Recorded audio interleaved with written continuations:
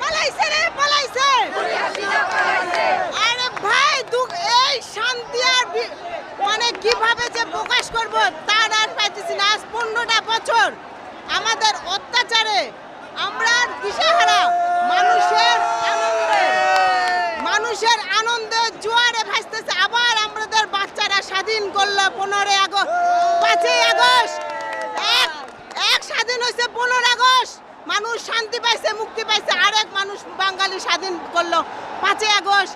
বাঙালি এখন স্বাধীন, আবার নতুন করে স্বাধীনতা ঘোষণা করলো 5ই আগস্ট। মুক্তি মুক্তি মুক্তি।